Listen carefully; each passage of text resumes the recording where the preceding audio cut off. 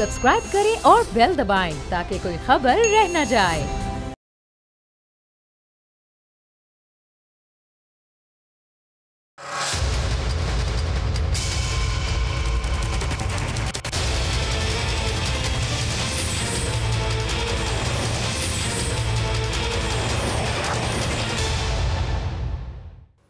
अस्सलाम वालेकुम, आप देख रहे हैं प्रोग्राम बस बहुत हो गया। मैं हूं अरबाब जहांगीर। 2018 में जब तहरीक इंसाफ की हुकूमत बनी तो पहले दिन से ही अपोजिशन ने यह दावा किया कि इमरान खान की हुकूमत सिर्फ एक झटके की मार है, एक आध इत्तेहादी भी इधर उधर हुआ तो उनकी हुकूमत गिर जाएगी।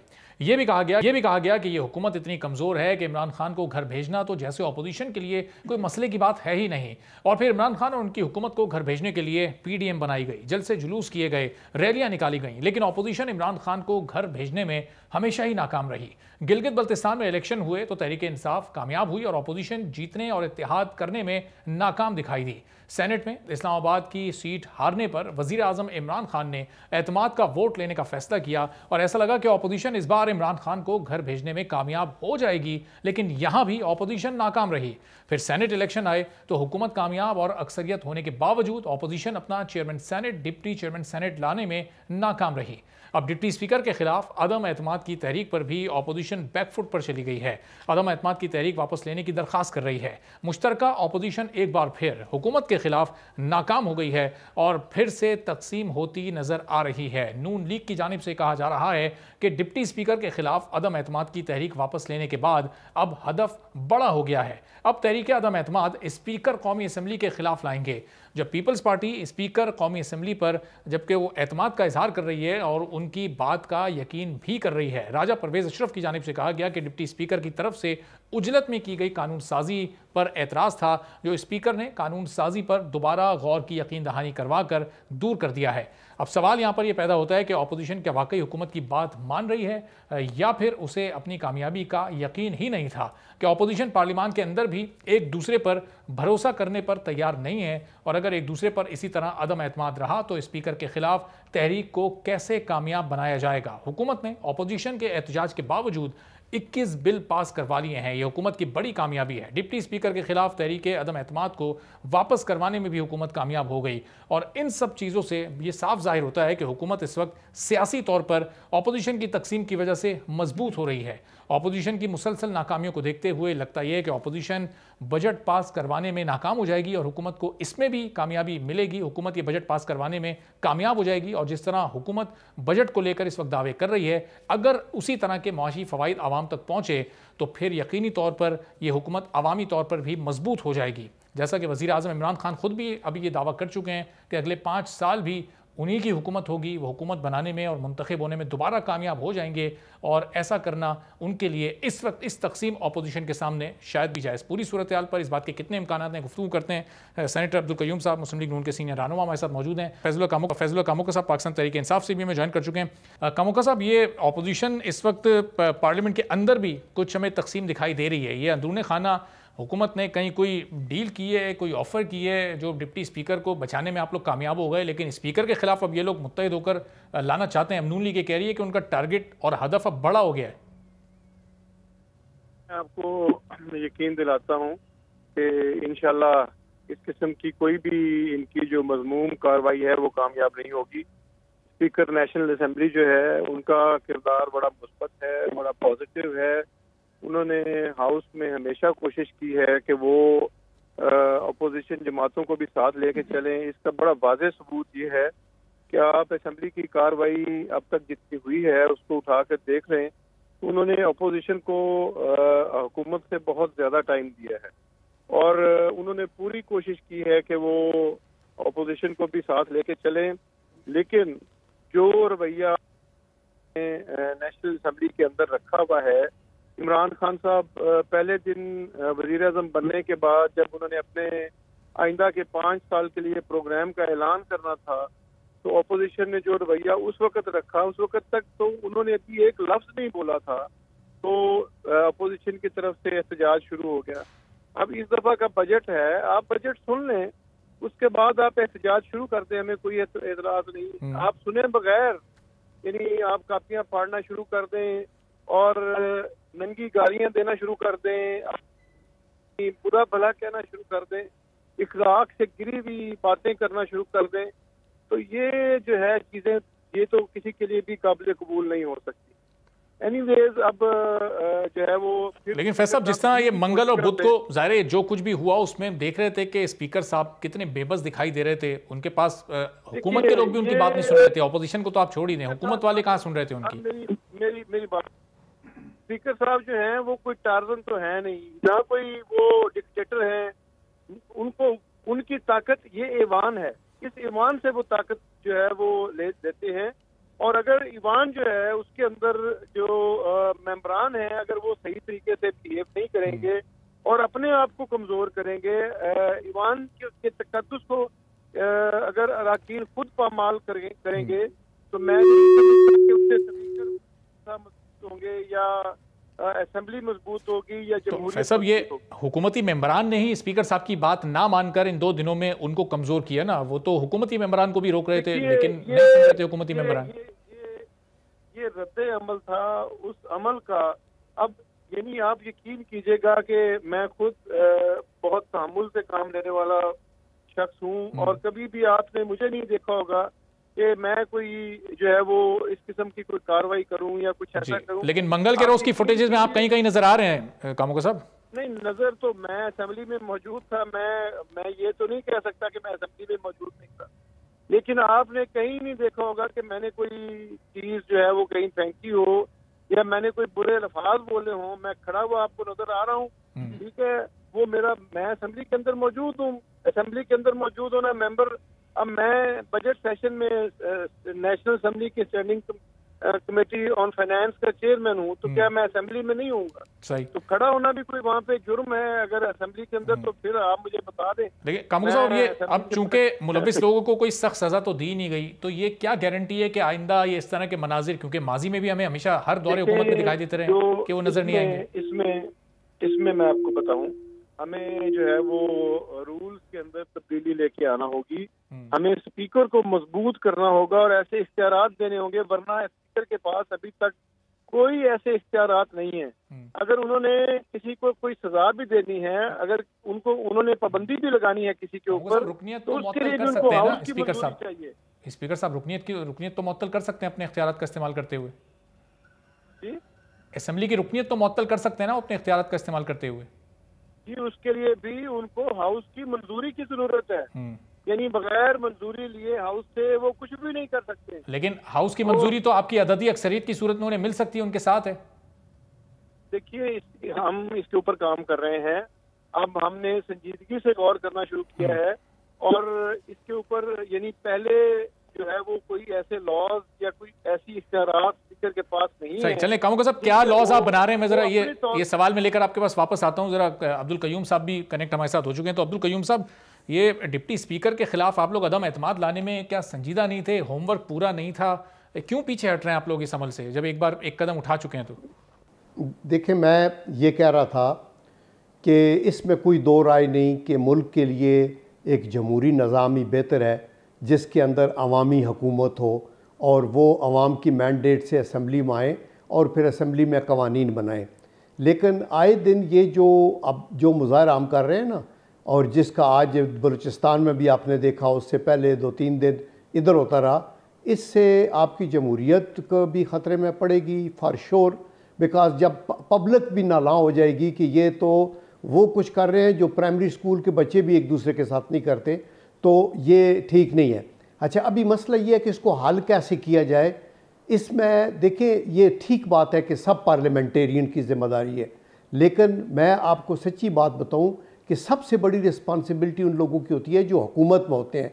जो रूलिंग पार्टी है वो अकोमोडेटिव भी होती है और वो कई दफ़ा बहुत सी फाउल चीज़ों को टॉलरेट भी कर देते हैं, बिकॉज उनके ज़िम्मे होता है मुल्क को आगे चलाना।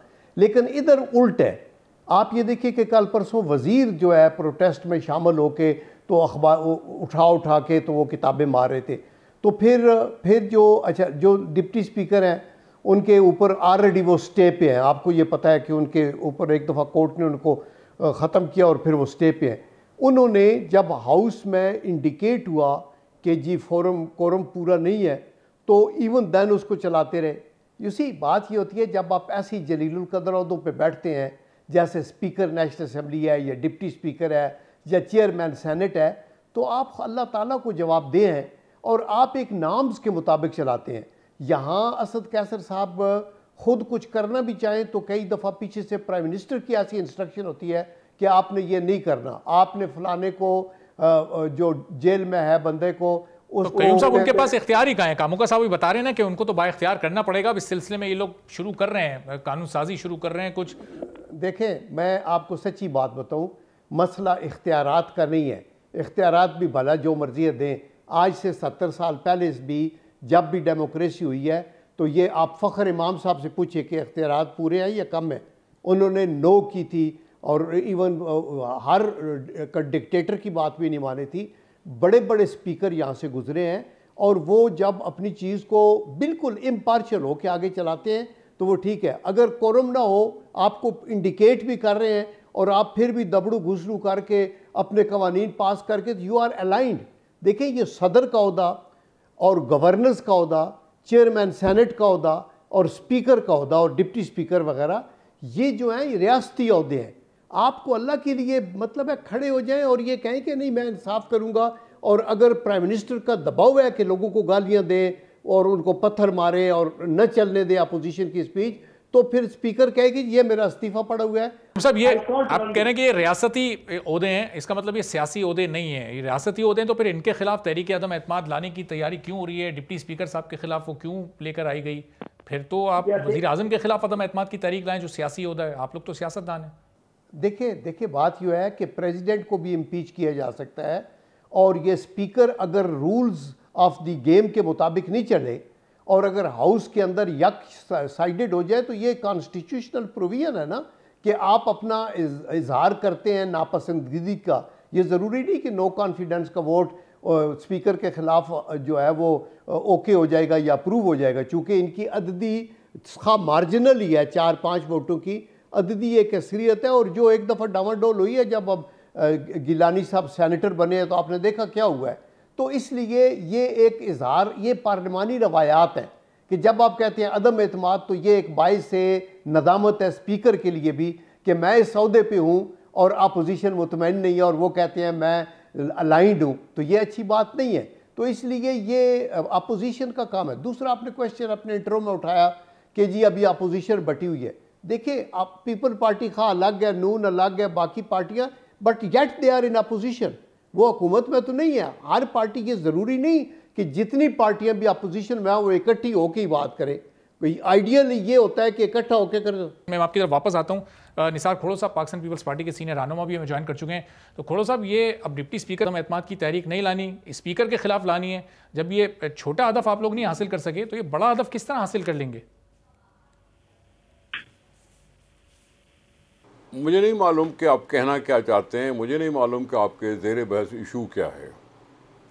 स्पीकर के ख़िलाफ़ अदम एतमाद लाने की अगर ये सोच पैदा हुई है, तो अभी तक अदम एतमाद की वो रेजोल्यूशन या जो है वो बाकायदा जमा हुई है या नहीं हुई है, मुझे नहीं मालूम। लेकिन ये हुआ तभी होगा जब ये सारा असेंबली में हंगामा था और स्पीकर कुछ नहीं कर सका। अगर इस वजह से है तो हमारा यकीनन ये जहन तो बन सकता है ना कि स्पीकर जब कुछ कर नहीं सकता तो हमें उस पर एतमाद नहीं है। और हंगामा किया हुकूमत वालों ने। अभी जो आपसे बड़े बैठे हुए थे, उन्होंने कहा था कि जी इमरान खान साहब जो पहले दिन आके अपने 5 साला प्रोग्राम के बारे में बोलना चाहते थे तो उनको बोलने नहीं दिया जा रहा था। ये 3 साल पहले वाली बात जब वो खुद कर रहे हैं और हम पर इल्ज़ाम लगा रहे हैं कि जी अपोजिशन बिहेव नहीं कर रही, तो मैं क्या इनसे पूछ सकता हूं कि इमरान खान ने इसी असेंबली को, इन्हीं असेंबलियों को जिसके वो खुद भी मेंबर थे, उसको गाली क्यों दी थी? उसको 2 नंबरी क्यों कहा था? लानत क्यों भेजी थी असेंबली पर? वो क्या ज़बान थी जो अभी आप कह रहे हैं कि जी इमरान खान साहब 5 साला विजन बता रहे थे और अपोजिशन ने उनको बताने नहीं दिया? उससे 5 दिन पहले क्या कर रहे थे?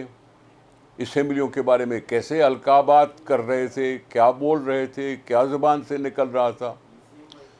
आप सुन रहे हैं मेरी आवाज़?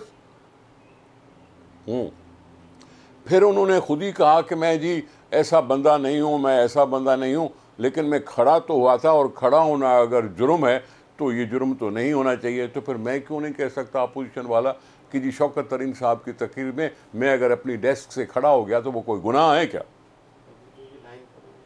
अगर मैं किताब उठा के कुछ आवाज़ निकाल रहा हूँ, हूटिंग कर रहा हूँ। देखो ना, पार्लियामानी सियासत में कोई ज़माना था कि अपोजिशन अगर वॉकआउट करती थी तो हुकूमत अपनी बेइज्जती समझती थी और हुकूमत मनाती थी।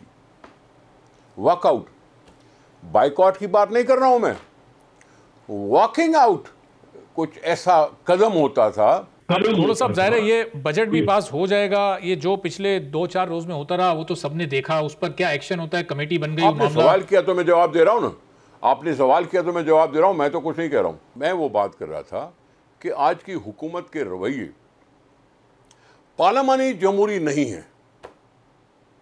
नहीं तो सिंपल वॉकआउट भी इतना बड़ा कदम कहलाता था किसी जमाने में, किसी डेमोक्रेसी में, कि अपोजिशन को मनाया जाता था। सही। अब तो कहते हैं कि चलो यार निकल गए, ऊपर से बबकियां लगा, देखो भाग गए जी, ये भाग गए जी, भाग गए। ये नहीं होता। पार्लियामानी जमहूरियत का मतलब ये होता है कि सुनो अपोजिशन की बातों को, और सुनो और हौसला रखो।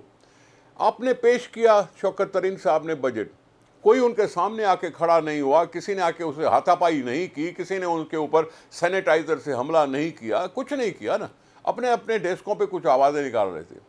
उसके बाद जब शहबाज शरीफ, जो अभी आज़ाद है, सुप्रीम कोर्ट के बेल पर है, ECL से नाम लेना जाना चाहते थे, लेकिन उनको जब रोक दिया तो उन्होंने कंटेम्प्ट ऑफ कोर्ट से भी विड्रॉ कर लिया।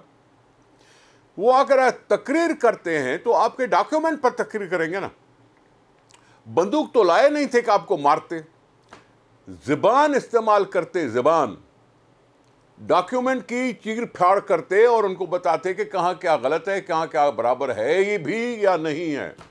सियासी मौजूआत पे बात करते, अंडर द सन जो भी बातें हैं पाकिस्तान में अवेलेबल उसकी बातें करते ना, उसमें तो आपको हौसला दिखाना चाहिए था ना। अपनी पेश की हुई बजट की कापियाँ फाड़ कर उनके ऊपर फेंकने का मकसद क्या है? ये हुकूमती मेंबरों ने किया, हमने तो नहीं किया। ये हुकूमती मेंबरों को हंगामा करके उसको तकरीर को रोकने की क्या जरूरत थी कि उसके मेंबर आके उसको प्रोटेक्ट करते? क्या कहना चाहते थे आप कि कोई ना बोले? बाहर भी बोलते हैं, कितनों को जेल में डालोगे, कितनों को बेइज्जत करोगे, कितनों को गालियां दोगे? ये पार्टी जो हुकूमत में बैठी है वो अपना ज़बान कब कंट्रोल। सही, जाहिर है खोड़ साहब जेल में तो किसी को भी नहीं डालना, ये तो 7 लोगों पर एक रोज़ा पाबंदी लगाई, उसके बाद वो भी आकर अगले रोज पार्लियामान में शामिल हो गए कार्रवाई में, और फिर अब ये मामला जाहिर है। सर जी, स्पीकर साहब की कमज़ोरी, स्पीकर साहब की कमज़ोरी में 3 कह रहा हूँ, और दूसरी बात कह रहा हूँ, पार्लियामानी पार्टी का लीडर पार्लियामानी पार्टी का मीटिंग करता है और ज़रूर कोई हिदायत देता है। ये नहीं हो सकता कि इमरान खान साहब की इजाज़त के बगैर इन्होंने इतना हुल्लड़बाजी की। ये हो नहीं सकता कि इमरान खान साहब की इसमें दखल अंदाजी न हो और उनकी इंस्ट्रक्शंस न हो।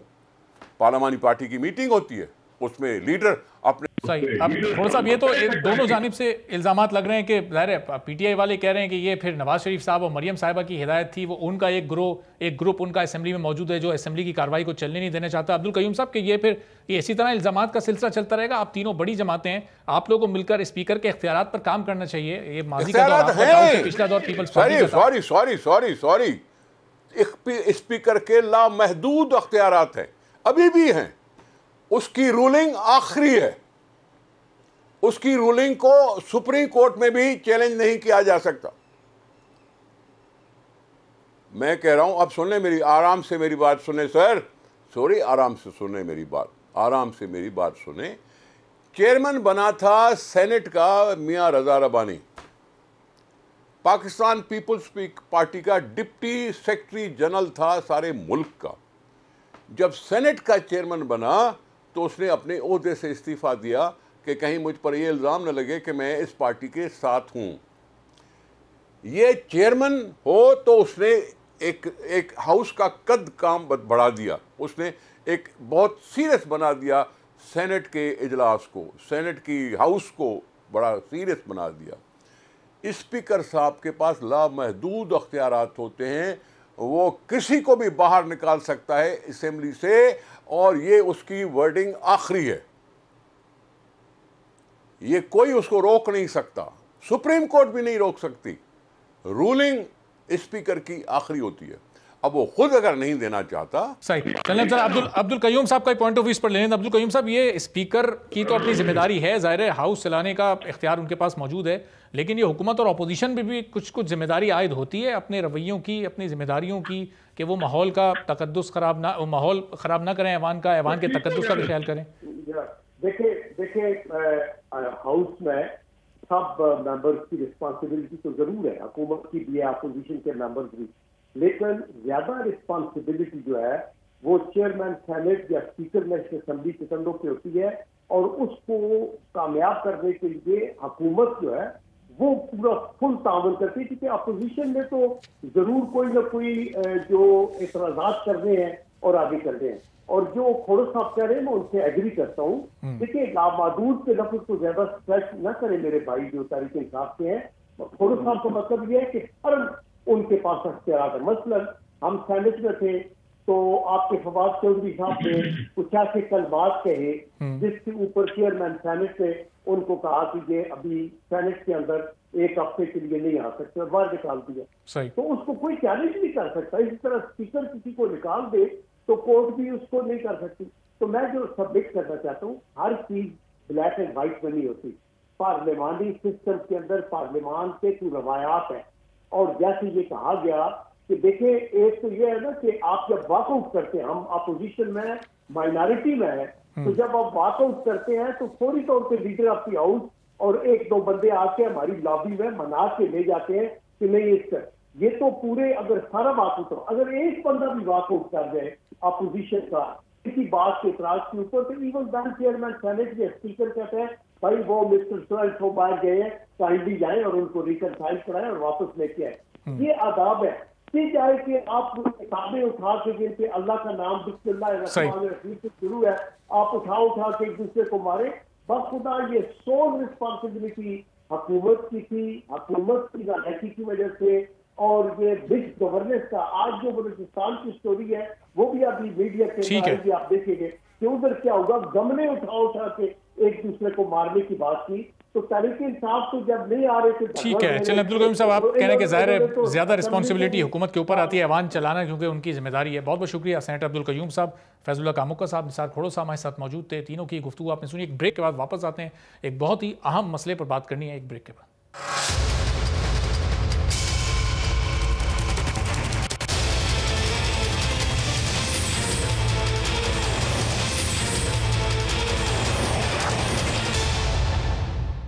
प्रोग्राम में एक बार फिर आपको खुशामदीद कहते हैं। और हमारे मुल्क में अक्सर ऐसे वाक़यात पेश आते हैं जिससे इंसानियत शर्माती रहती है। रोज़ाना की बुनियाद पर ये इंसानियत सोज वाक़यात पेश आते हैं, और कुछ वाक़यात ऐसे होते हैं जो आपकी रूह तक को झंझोड़ देते हैं। इनमें अगर कोई आम शख्स मुलविस हो तो उसको निशाने इबरत बनाने की बातें की जाती हैं, कोशिश भी की जाती है, लेकिन अगर किसी ख़ास शख्स से ऐसा गुनाह सरजद हो जाए तो अनजाने मफादात और मसलहतों की बुनियाद पर उसको बचाने की हर मुमकिन कोशिश की जाती है। गुज़िश्ता दिनों मदरसे में उस्ताद की तालिब इल्म से मुबैना ज़्यादती की वीडियो सोशल मीडिया पर वायरल हुई थी। ये वीडियो वायरल होने के बाद जामिया मंजूरुल इस्लामिया लाहौर कैंट की इंतज़ामिया ने मुफ्ती अजीज़ुर रहमान को एक ख़त के ज़रिए नौकरी से निकाल दिया, और उसी ख़त में उनसे लाताल्लुकी का ऐलान भी कर दिया गया, और उन्हें यह पैगाम भी दिया गया कि आज से इदारा आपके किसी कौल फेल और आपके इस अमल से अलहदगी का ऐलान करता है, और आप अपने ज़ाती फेल के खुद जिम्मेदार हैं। यह ख़त 3 जून 2021 को लिखा गया, और इसमें वाज़ेह दर्ज है कि इदारा आज से मुफ्ती अजीज़ुर रहमान के कौल फेल से लाताल्लुकी का इजहार करता है। इसका साफ मतलब है कि जब यह वाक़या हुआ तो उस वक्त के कौल फेल से इदारे ने लाताल्लुकी का इजहार नहीं किया। तो फिर जो इदारे की जिम्मेदारी बनती थी, क्या इदारे ने वो पूरी की? क्या मुतासरा लड़के को इदारे की जानिब से इंसाफ फराहम किया गया? ज़ाहिर है कि ये हमारे पूरे माशरे के लिए एक बहुत बड़ा सवाल है। मदरसे के तालिब इल्म से मुबैना ज़्यादती के मुलजिम मुफ्ती अजीज़ुर रहमान का बयान भी सामने आया। वीडियो बयान में उन्होंने कहा कि ये वीडियो 2.5-3 साल पुरानी है और तालिब इल्म साबिर शाह को मेरे खिलाफ इस्तेमाल किया गया है। मुफ्ती अजीज़ुर रहमान ने कहा कि मैं हल्फिया कहता हूँ कि मैंने होशो हवास में ऐसा कोई फेल नहीं किया, मुझे नशा आवर चीज़ पिलाई गई, मैं होशो हवास में नहीं था। इस वीडियो आने के बाद जो मुतासरा लड़का है साबिर शाह, उसके और उसके वालिद की जानिब से मुकदमा भी दर्ज करवा दिया गया। ये खबरें भी आई थी कि वो और उसके वालिद लापता हैं, लेकिन अब सूरत हाल आगे है। इस वाक़े की मुख्तलिफ तबक़ों से उम्मीद की जा रही थी कि उलमाए कराम की जानिब से, सियासतदानों की जानिब से इसकी मजम्मत की जाएगी, इस पर कोई एक्शन लेने की बात की जाएगी, लेकिन एक वो फैक्टर भी अभी तक इस पूरे वाक़े में कहीं मिसिंग दिखाई दे रहा है। अल्लामा राग़िब नईमी साहब हमारे साथ मौजूद हैं, मारूफ आलिम दीन है। ज़रा उनसे इस वाक़े से मुताल्लिक़ गुफ्तगू करते हैं कि हमारा माशरा किस सिमत में जा रहा है और ऐसे वाक़यात के बाद अमल क्या होना चाहिए, सज़ा क्या होनी चाहिए, हमारा दीन इस हवाले से क्या कहता है, हमारा मुल्की कानून इस सिलसिले में क्या कुछ कर सकता है। अल्लामा साहब, बहुत शुक्रिया प्रोग्राम के लिए, आपने वक्त निकाला। सबसे पहले तो एक कितना अफसोसनाक वाक़या है, इसकी कितनी मजम्मत की जानी चाहिए, किस किस जानिब से इसकी मजम्मत होनी चाहिए थी। अच्छा अल्लामा साहब, पहले ज़रा आपसे गुफ्तगू के आगाज़ से पहले मैं ये भी बता दूं अपने नाज़रीन को कि अल्लामा ताहिर अशरफी साहब से भी इस सिलसिले में हमने रब्ता किया, उनके पास आज या कल में वक्त नहीं था इस मामले पर बात करने के लिए। मौलाना तारिक जमील साहब से भी रब्ता करने की कोशिश की गई, उनके पास भी इस सिलसिले में वक्त नहीं था। मुफ्ती मुनीफ साहब को खुद मैंने 2 बार कॉल की, वो मौजू सुने बगैर ही ये बता देते हैं कि उनके पास वक्त नहीं है शरीयत और मज़हब के मामलात पर आकर वजाहत देने के लिए। तो अल्लामा राग़िब साहब, ये एक तरफ तो ये रवैये हैं, अब अगर हमें किसी से मजहबी कोई बात सीखनी हो, कोई रहनुमाई लेनी हो, तो क्या हम किसी चर्च चले जाएं, किसी मंदिर के पंडित के पास जाएं, उन लोगों को से रब्ता करें और वो आकर हमें बताएंगे कि जी क्या करना है हमें? नहीं, कतन ऐसा नहीं है। जो दीन की बात है उसे मजहब के जानने वालों ने ही, दीन उलमा कहते हैं, उन्होंने ही बताना है। और बादी नजर में अगर कहीं पर किसी की कोई तोजी है वक्त ना देने की, हमें उसे कबूल करना चाहिए। मुझसे जब इस मौजू के ऊपर बात करने के लिए आ गया तो मैंने इस मौजू की कहा कि ठीक है, मैं थोड़ा सा एक जगह पर बिजी हूँगा, अगर मैं फारिग होगा तो मैं जरूर बात करूँगा। और अल्हम्दुलिल्लाह इस जगह पे मैं मौजूद था, वहाँ से मैं फारिग हुआ तो मैं आपके साथ इस जगह पे मौजूद हूँ और इस मौजू पे बात कर रहा हूँ। और मैं समझता हूँ जो आपने बात की है मजम्मत के हवाले से, हमें इसकी बड़ी खुल के मजम्मत करनी चाहिए। और सिर्फ इसी वाक़े के नहीं, इस किस्म के वाक़यात मुआशरे में जहाँ जहाँ जिस मैदान में होते हैं, जिस जगह पर होते हैं, हमें खुल के उन तमाम की मजम्मत करना है।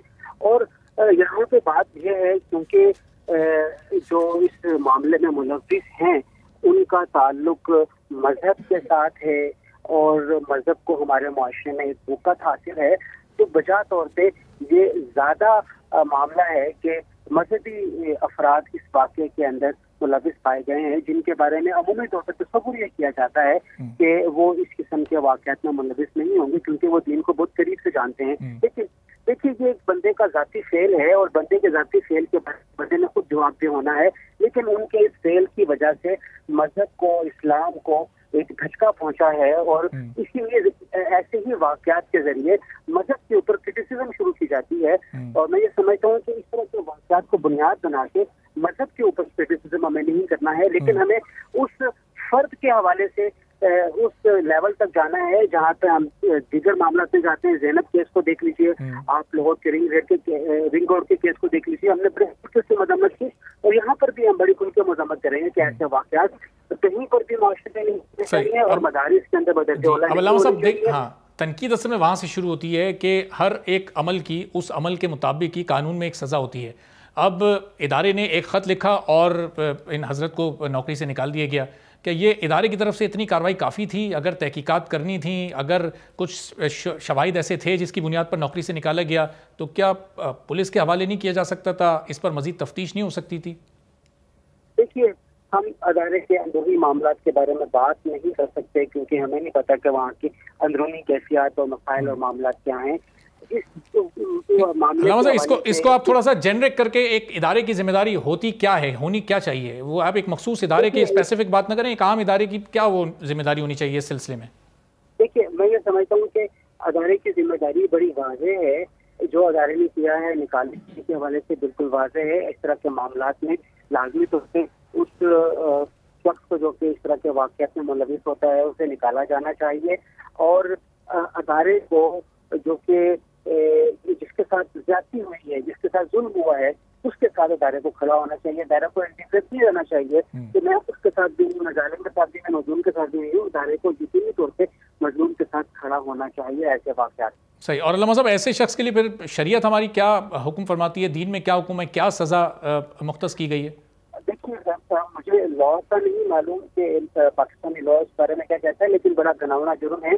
और हमने अल्लामा साहब पाकिस्तानी लॉ नहीं, मजहब, हमारा मजहब क्या कहता है इसमें, हमारी शरीयत क्या कहती है? मैं दूसरी तरफ रहा हूँ और हमारी शरीयत बिल्कुल वाज़ेह तौर पे ऐसे शख्स के लिए सज़ाए मौत का ऐलान करती है। सही। और ज़ाहिर है इस वक्त हमारे बहुत सारे हज़ारों की तादाद में हमारे मुल्क में मदरसे हैं, उसमें लाखों बच्चे ज़ेर तालीम हैं। अब उनके फैमिली मेम्बर्स, उनके माँ बाप, उनके जहनों में इस वक्त ये खौफ पैदा होगा, वो ये सवालात पैदा होंगे कि वो अपने बच्चों को मदरसों में तालीम हासिल करने के लिए भेजें नहीं भेजें, वहाँ किस तरह का माहौल होता है। तो अब ज़ाहिर है चूँकि एक कोई ऐसा वाक़या पेश आता है तो हर एक के जहन में फिर ये सवालात खड़े होने लगते हैं।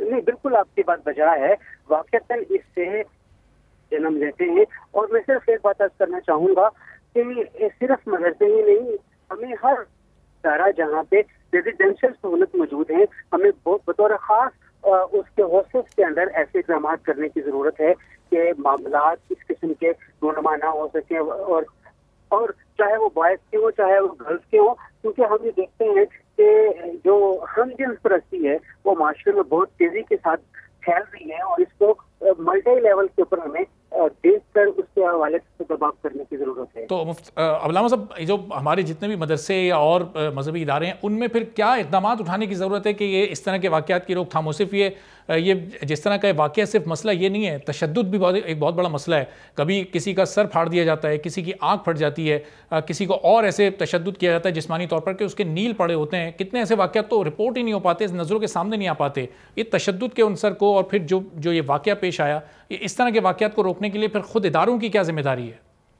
देखिए, मैं एक बार पहले भी अर्ज कर चुका हूँ, आप इस तरह के मामलात को बतौर खास एक खास तबके के इदारों के साथ ना नथी कीजिए। इसको हम जनरलाइज लेने की जरूरत है। सिर्फ मदारिस में ये ऐसे मामला नहीं होते हैं, स्कूल्स में भी होते हैं, कॉलेजेस के अंदर भी होते हैं, दीगर मकामात पे भी होते हैं। हमें जनरलाइज मुश्तरका तौर पे अभी रिसेंटली एक यूनिवर्सिटी में जो वाक़या हुआ था उसका भी अदालत ने फैसला दिया है, वो सामने आया है वो केस।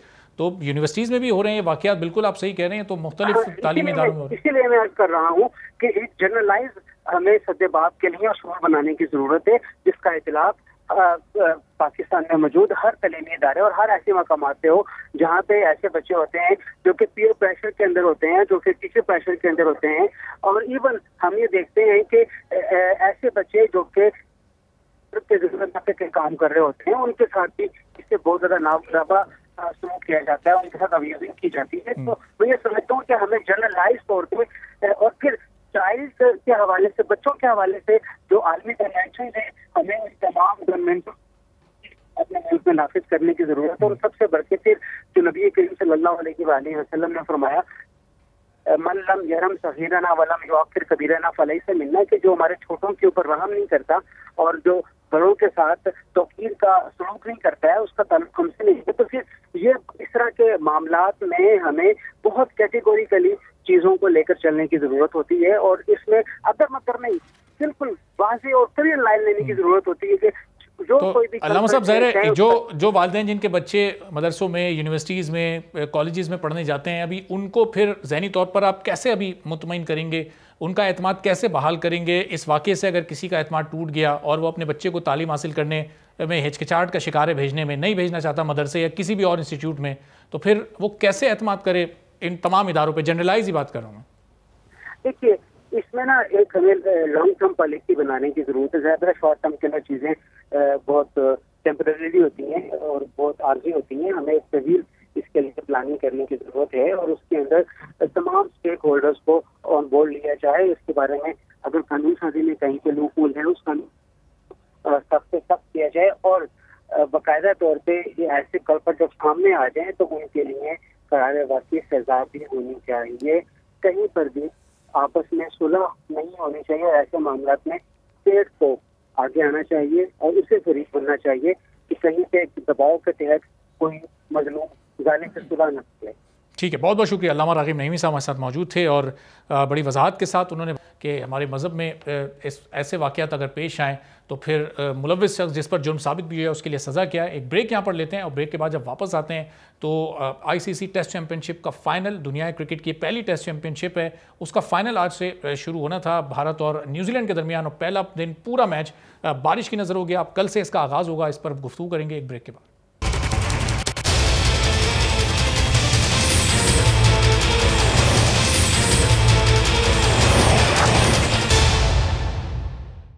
प्रोग्राम में एक बार फिर आपको खुशामदीद कहते हैं और आईसीसी टेस्ट चैंपियनशिप का पहली आईसीसी टेस्ट चैंपियनशिप का फाइनल आज से भारत और न्यूजीलैंड के दरमियान साउथहैम्पटन में शुरू होना था। आज 18 जून का शेड्यूल था, लेकिन तमाम दिन बारिश होती रही और फिर इस मैच को अब कल से शुरू किया जाएगा। आज टॉस भी नहीं हो सका, लेकिन 2 साल पहले इस आईसीसी टेस्ट चैंपियनशिप का आगाज़ हुआ था, जिसमें टेस्ट क्रिकेट खेलने वाली तमाम 9 टीमों ने शिरकत की। ये टीमें होम एंड अवे की बुनियाद पर मुख्तलिफ टीमों से सीरीज़ खेलती रहीं और आखिर में 2 टॉप टीमें, जिसमें पहले नंबर पर भारत और दूसरे नंबर पर न्यूजीलैंड, वो अब इस टेस्ट चैंपियनशिप का फाइनल खेल रही है। जो भी टीम जीतेगी वो आईसीसी टेस्ट चैंपियनशिप की पहली चैंपियन टीम कहलाएगी और लाएगी। और दरमियान में जो एक कोविड का टाइम आया, उस वक्त जब लॉकडाउन था, कुछ क्रिकेट सीरीज़ उसमें मनसूख भी करनी पड़ी, जिसका नुकसान जनूबी अफ्रीका, इंग्लैंड और किसी हद तक ऑस्ट्रेलिया को भी हुआ। और फिर बिल आखिर अब ये 2 टीमें इस वक्त ये चैंपियनशिप का फाइनल खेल रही हैं। लेकिन पाकिस्तान को इस पॉइंट्स टेबल पर 5वीं पोजीशन हासिल हुई और पाकिस्तान ने इस दौरान 6 सीरीज़ खेली, 3 सीरीज़ पाकिस्तान ने जीती, लेकिन 3 सीरीज़ पाकिस्तान हार भी गया। तो बदकिस्मती से पाकिस्तान इन टॉप की 2 टीमों में जगह नहीं बना सका। लेकिन अब अगली टेस्ट चैंपियनशिप शुरू होगी। क्या पाकिस्तान में टेस्ट क्रिकेट को इतना संजीदा लिया जाता है कि पाकिस्तान इस चैंपियनशिप को भी संजीदा ले और आगे के लिए कुछ बेहतर इकदाम क्रिकेट बोर्ड की जानिब से किए जाएँ? इस पूरी सूरत हाल पर गुफ्तगू करेंगे। बाकी साहब हमारे साथ मौजूद हैं, बोल न्यूज़ के सीनियर स्पोर्ट्स कॉरेस्पॉन्डेंट हैं। तो एजाज साहब, ये अब आज तो ज़ाहिर है पूरा दिन बारिश हो गई, लेकिन एक रिजर्व डे भी है, तो अब ये कहा जा सकता है कि 5 दिन बाकी हैं। क्या लग रहा है आपको, ये दोनों इस वक्त टीमों में से कौन सी टीम ये पहली चैंपियनशिप जीतने के लिए फेवरेट है? ज़ाहिर कंडीशंस न्यूजीलैंड को फेवर कर रही हैं, लेकिन भारत की टीम भी बहुत स्ट्रॉन्ग है और वर्ल्ड टेस्ट चैंपियनशिप में पहले नंबर पर रही है। देखिए, बिल्कुल आप दुरुस्त कह रहे हैं कि इंडियन टीम को वो हमेशा एडवांटेज नहीं रहा इंग्लैंड जाकर या ऑस्ट्रेलिया जाकर। जब भी वो अपने मुल्क से बाहर निकलते हैं तो वो हमेशा उनके बैट्समैन स्ट्रगल करते हैं। तो न्यूजीलैंड को एक तो एडवांटेज ये है कि उनकी सिमिलर कंडीशन है, जो कि न्यूजीलैंड अपने यहाँ होम सीरीज खेलता है, वही उनको यहाँ इंग्लैंड के अंदर भी माहौल मिल रहा है। इसके अलावा न्यूजीलैंड को इंडिया पे ये भी एडवांटेज है कि न्यूजीलैंड की टीम यहाँ इंग्लैंड के खिलाफ टेस्ट मैचेस खेल चुकी है। एक टेस्ट वो लॉर्ड्स में खेले, एक एजबेस्टन में खेले और एजबेस्टन में उन्होंने यकतरफा मुकाबले के बाद इंग्लैंड को शिकस्त दी है। गो के इंडियन टीम एक बहुत स्ट्रॉन्ग बैटिंग लाइनअप है और इंडियन टीम तकरीबन 24-25 दिन पहले जाकर साउथहैम्पटन पहुंची। इस दौरान न्यूजीलैंड इंग्लैंड के साथ सीरीज खेलता रहा, इंडियन टीम आपस में इंटर स्क्वाड प्रैक्टिस मैचेस खेलते रहे। बहरहाल इसमें मेरा तज्जिया तो यही है कि न्यूजीलैंड को एडवांटेज हासिल है, क्योंकि वो यहाँ पे टेस्ट मैचेस इस सीजन में खेल चुके हैं। इंडिया ने सिर्फ फाइनली यहाँ आकर खेलना था, क्योंकि वो यहाँ पे कोई मैच नहीं खेले, तो न्यूजीलैंड को एडवांटेज तो है यहाँ पे। सही। और जरा एजाज साहब, अभी जब ऐलान किया था भारत ने अपनी टीम का, इब्तिदा में 20 लड़कों का ऐलान हुआ, बड़ा मुश्किल था वो फाइनल 11 सेलेक्ट करना। एजबेस्टन के जिस टेस्ट का आप जिक्र कर रहे हैं उसमें न्यूजीलैंड ने 6 तब्दीलियां की थी। उनके रिकॉर्ड तब्दीलियों के बावजूद भी वो टेस्ट मैच जीतने में कामयाब रहे, तो अंदाज़ा होता है कि इनका बेंच कितना स्ट्रॉन्ग है। पाकिस्तान में ये पिछले 3-4 साल से ये क्रिकेट की तनज़ुली क्यों मुस्तकिल बुनियादों पर हो रही है? टेस्ट क्रिकेट में आप देख लें, वनडे क्रिकेट में देख लें, T20 में देख लें, पाकिस्तान की रैंकिंग नीचे से नीचे आ रही है। आज ये 18 जून वो दिन था, 4 साल पहले 2017 में हमने आईसीसी चैंपियंस ट्रॉफी का फाइनल जीता था, कप्तान सरफराज अहमद थे। उसके बाद वनडे क्रिकेट में भी टीम जवाल का शिकार हो गई, टेस्ट क्रिकेट की तो ज़ाहिर क्या ही बात है, उसमें भी टीम जवाल का शिकार है। क्या वजूहात हैं मजमूई तौर पर हर फॉर्मेट में जवाल की? देखिए, हम अगर फॉर्मेट इस पे जिक्र करें, सबसे पहले हम टेस्ट मैचेस पे आ जाते हैं। आज से जब 3-4 साल पहले नजम सेठी पाकिस्तान क्रिकेट बोर्ड के सरबराह थे, तब बिग 3 एक बन रहा था और बाद में फिर बिग 3 के खिलाफ हमने केस भी किया था, जो पाकिस्तान हार भी गया था। उस बिग 3 के अंदर जो मैचेस एलोकेट किए गए थे तमाम टीमों को, पाकिस्तान के साथ दानिस्ता तौर पर आईसीसी ने ज्यादती की थी। देखिए, इस वर्ल्ड टेस्ट चैंपियनशिप में इंडिया भी 6 सीरीज में से 5 जीता है, न्यूजीलैंड 6 सीरीज में से 3 जीता है, पाकिस्तान 6 सीरीज में से 3 सीरीज जीता हुआ है। लेकिन बदकिस्मती ये है कि पाकिस्तान ने 6 सीरीज में 11 टेस्ट मैचेस खेला है। पाकिस्तान को टेस्ट मैचेस ही कम मिले हैं। हमने जितनी भी टेस्ट मैचेस की सीरीज खेली है वो 2 टेस्ट मैचेस किए हैं। और जो नया आईसीसी का फ्यूचर टूर प्रोग्राम FTP बन रहा है, जो 2023 से 2029 की जो साइकिल बनेगी, उसमें लेकिन एजाज, पाकिस्तान ने 12 मैचेस खेले, 4 मैच जीते, हारे ज्यादा हैं। न्यूजीलैंड ने पाकिस्तान से भी कम मैच खेले, सिर्फ 11 मैच खेले और वो 7 मैचेस जीते हैं। तो अपने विनिंग रेशियो की वजह से वो आज फाइनल में, मैचेस तो उनको भी बहुत कम मिले। नहीं, आप वर्ल्ड टेस्ट चैंपियनशिप के रूल्स के मुताबिक आपके लिए 1 अवे टेस्ट मैच जीतना और 2 होम टेस्ट जीतने के बराबर होता है। हमने साउथ अफ्रीका वाली होम सीरीज जीती, हमने श्रीलंका और बांग्लादेश को होम सीरीज में शिकस्त दी थी। पाकिस्तान जब अवे गया इंग्लैंड में, हम मैनचेस्टर टेस्ट जीतने लगे थे, बड़ी अच्छी पोजीशन में थे। पाकिस्तान अवे नहीं जीता, तो अवे का डिसएडवांटेज पाकिस्तान को रहा है।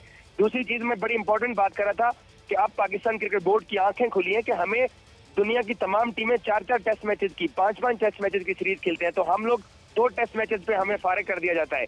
तो एक तो ये पाकिस्तान क्रिकेट बोर्ड अपने हकूक की जंग लड़ेगा, 2023 से नया साइकिल बनेगा आईसीसी का उसमें।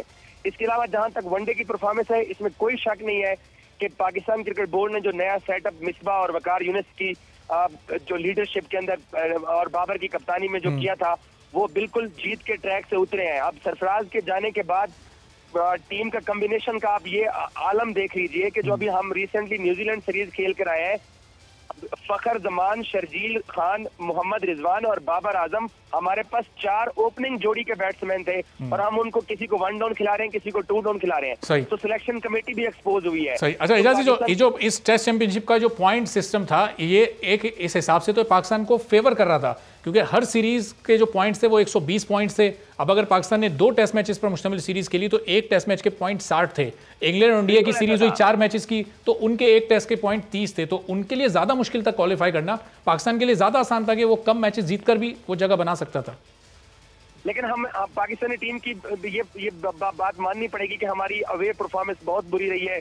हमने जो 2020 का ऑस्ट्रेलिया का टूर किया, जिसमें नसीम शाह को डेब्यू करवाया गया था, उसमें डेविड वार्नर ने ट्रिपल सेंचुरी स्कोर कर दी थी, हम वहां हारे, हम इंग्लैंड में हारे, हम न्यूजीलैंड में जाके हारे।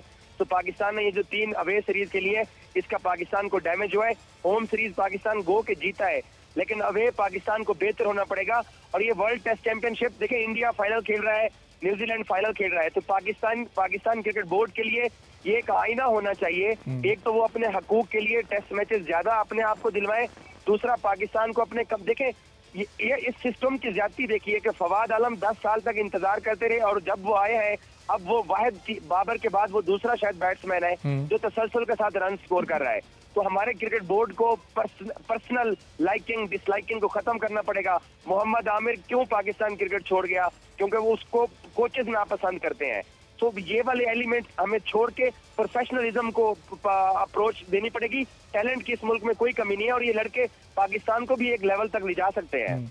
तो इजाज़, फिर ये अप्रोच कहाँ से आएगी? ये तो ज़ाहिर है बोर्ड के चेयरमैन या बोर्ड के एमडी ज़ाहिर है वो फैसले करेंगे, वहाँ से मेरिट पर तैनातियाँ होंगी तो नीचे खिलाड़ियों को रिलीफ मिल सकेगा, वो फिर मेरिट पर सिलेक्ट हो सकेंगे। जब वो ऊपर ही पसंद नापसंद वाला मामला रहेगा तो खिलाड़ियों पर तो ये प्रेशर मुस्तकिल बुनियादों पर ज़ाहिर है बरकरार रहेगा। बिल्कुल आपका तज्जिया दुरुस्त है। इसमें बोर्ड को, सिलेक्शन कमेटी को और टीम इंतजामिया को हम जिम्मेदार पहले नंबर पर ठहरा सकते हैं। दूसरे नंबर पर हमारे जो प्लेयर्स हैं उनको भी प्रोफेशनल अंदाज में देखिए, जंग के रहाने हो गया या आप इंग्लैंड की बैटिंग लाइन आप देख लें, ऑस्ट्रेलिया की देख लें, हमारे बैट्समैनों को भी तसलसल, अब अजहर अली का तसलसल रन करने का 1 सेंचुरी स्कोर कर ली और अब वो मुस्तकिल फिर पाकिस्तानी टीम का हिस्सा बन गए हैं। इसी पाकिस्तान के जो बल्लेबाज हैं या जो बॉलर्स हैं उनको अपनी परफॉर्मेंस में तसलसल लाना पड़ेगा। मैं आपको 30 सेकंड में 5 नाम बताता हूँ। दानिश अजीज को चांस मिला, वो नाकाम हुआ। हुसैन तलत को चांस मिला, वो नाकाम हुआ। शादाब खान की परफॉर्मेंस कुछ अच्छी नहीं रही है। एक हसन अली टेस्ट में अच्छा परफॉर्म कर रहा है। अब्दुल्ला शफीक को चांस दिया, वो कुछ नहीं कर सका। हैदर अली को मुसलसल 11-12 मैचेस में 150 भी नहीं है। तो इजाज़, ये जो ज्यादातर आपने ये तो इन लोगों को वनडे क्रिकेट में या T20 में चांस मिला, ये हमारे खिलाड़ियों की प्रायोरिटी टेस्ट क्रिकेट नहीं है या हमारे बोर्ड की भी प्रायोरिटी नहीं है कि टेस्ट क्रिकेट में हम मुस्तकिल जवाल की तरफ जा रहे हैं? टेस्ट क्रिकेट में हमारी नाकामी की क्या वजूहत है? हमारी नाकामी की सबसे बड़ी वजूहत ये है कि हमें कैद आजम ट्रॉफी फर्स्ट क्लास को इज्जत देनी पड़ेगी। कामरान गुलाम कैद आजम ट्रॉफी 2020-21 का 1000 रन स्कोर करने वाला बैट्समैन है। उसको हम लोग न्यूजीलैंड पाकिस्तान क्रिकेट बोर्ड ले गया और उसके बाद उसको ड्रॉप कर दिया। साउथ अफ्रीका सीरीज में उसको कराची और रावलपिंडी के ड्रेसिंग रूम में बिठा के ड्रॉप कर दिया गया। तो कुछ प्लेयर्स पाकिस्तान क्रिकेट बोर्ड जब नीचे से उठाता है उनको फिर आगे चांस नहीं जाते। इसी टेस्ट क्रिकेटर दिल बर्दाश्ता होकर समी असलम अमेरिका चले गए हैं, उस्मान सलाहुद्दीन वो नाराज होकर चले गए हैं। इसी तरीके से असद शफीक अब घर बैठे हुए हैं। तो पाकिस्तान क्रिकेट बोर्ड को वो उस लेवल का सोचना पड़ेगा कि PSL की बेस्ट परफॉर्मेंस के ऊपर हम बंदा सिलेक्ट कर लें। अब देखें ना, अब आजम खान को जब से पाकिस्तान क्रिकेट बोर्ड ने T20 स्क्वाड में सिलेक्ट किया है, उसकी क्वेटा ग्लैडिएटर्स के लिए परफॉर्मेंस नीचे जा गिरी है। बिल्कुल, और देख जिस तरह शाहनवाज दानी ने T20 में परफॉर्म किया, उन्हें टेस्ट क्रिकेट की टीम में डाल दिया गया, तो ये सिलेक्शन का क्या क्राइटेरिया है, समझ से बाहर है। क्रिकेट बोर्ड को भी इस बारे में सोचना होगा। बहुत शुक्रिया, एजाज वसीम बाकरी हमारे साथ मौजूद थे। और ज़ाहिर है ये अजीब तरह T20 में परफॉर्म करने वाले को टेस्ट टीम में सेलेक्ट कर लिया जाता है और उसी की बुनियाद पर वनडे टीम में भी चांस दे दिया जाता है, और जो डोमेस्टिक क्रिकेट के परफॉर्मर्स हों उनको वनडे और T20 में चांस दे दिया जाता है। तो इस बारे में बड़ा गौर करने की ज़रूरत है। आज के प्रोग्राम से इजाज़त दीजिए, अल्लाह।